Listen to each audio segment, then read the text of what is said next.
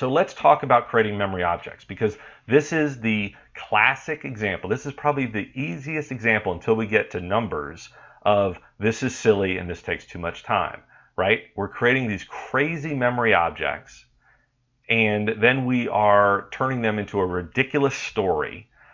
So let's talk about the principles of creating memory objects so that we can get really, really good and fast at this. So at the very least, even if you still think it's silly, you don't have to believe that it takes too much time. So there's basically three methods for turning a DTR concept, a person, a place, a date, an idea or a concept like an element on the periodic table into a memory object. Method one is if you already have an image or an object for that DTR concept. That's the best. So you say balloon is helium. Great. Neon sign is neon. If you're trying to remember Winston Churchill or if you're trying to remember Abraham Lincoln, boom, you've got his face already in your head. That's something tangible that you can use. That is absolutely great. So we want to do that as much as we can. Then method two could be using the sound of it. So you may not think like carbon. I don't necessarily have something for carbon. So what can I do? It sounds a little bit like a car, lit thumb, nitrogen, maybe night dragon, but it could be anything. You might think nitro for some reason, or you might think hydro for some reason. We'll talk a little bit about this in a few minutes, but this is your gig. You have to come up with your memory objects. My son and I got into an argument yesterday because we were coming up with memory objects for numbers, and he was arguing with me as to which number I should use. And I'm telling him, I get to do my numbers, you get to do your numbers for memory objects. So method two would be use sounds like. So if you don't already have an image, use the sounds like technique. Method three is get creative. Bear, eel, yum. That's kind of a combination of method two and method three, but this is what you can do. Lit thumb, right? What else did we do that was a little creative? I mean, fluorine, that's where we were using method one a little bit. I was thinking most people think fluoride when they hear fluorine, and then when they think fluoride, they think toothpaste. Oxygen tank is already there for oxygen. So that's the methods for how to turn an idea into an object. And this is where you have to get, sometimes you might run into an object and you're like, I don't know, method one isn't working, method two isn't working, method three isn't working. So you have to do something. And you're probably going to end up with method three. But the good news is that you're telling, while you're even trying to come up with it, you're telling your brain to decide to remember it. And if you only sort of need to do repetition on one or two out of 50 items, that's great. So the madness here is you don't need to be perfect, all right? Beryllium is weird. Boring is not boron. But remember, this is about memory. This is about creating an association, not necessarily about learning the thing in the first place. You're going to have to know what boron is. You're going to have to know the word boron. But if you can think a bored student, that might be your link or your hook for boron.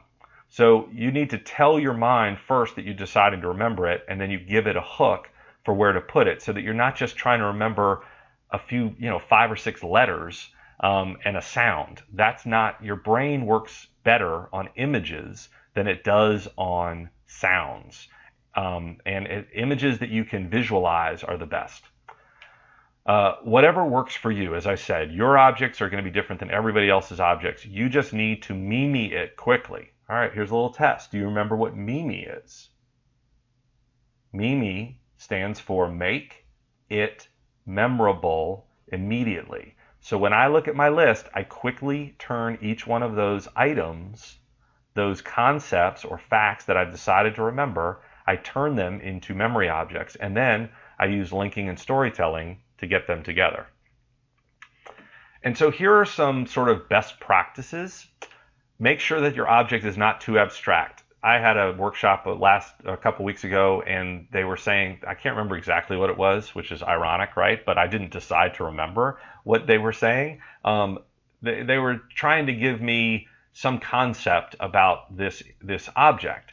And if it works for you, then use it. But you don't want to have something that says, I'm trying to remember neon, and I have a friend who goes by Neo, and so I'm going to use my first grade classroom as my object. No, you're too many steps away, at least from my opinion. That said, whatever works, works.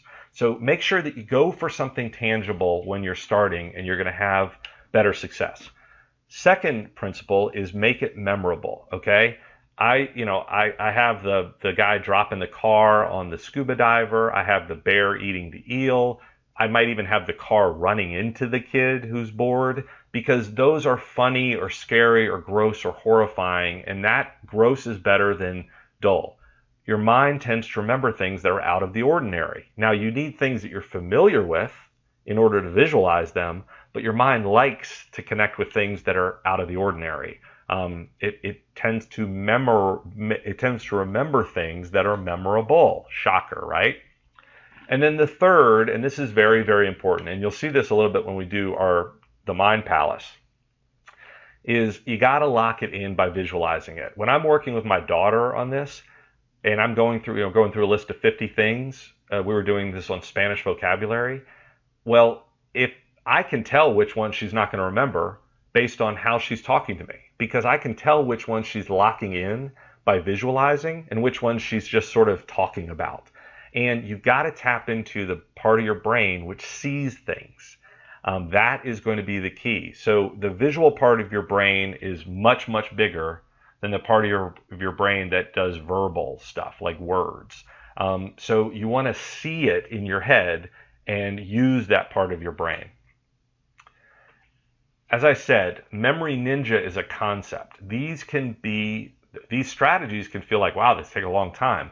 But they only take a long time when you're starting out. Just like anything takes a long time when you're starting out. Your goal is to get good and fast to be able to deal with these things coming in. And you want to quickly be able to turn DTR concepts and facts into MemoryObjects, okay? And then one of the strategies is to then take all those objects and link them into a story so that you can recall them. Remember, linking and storytelling can be one of the fastest and funnest, I'm aware that's not a word, way to link memory objects, because you can just, once you have your memory objects, you just create a ridiculous story in your brain, and then you've got this list. And then you can remember them, you can remember the order, you can say what comes after number 4, what comes after number 6, etc.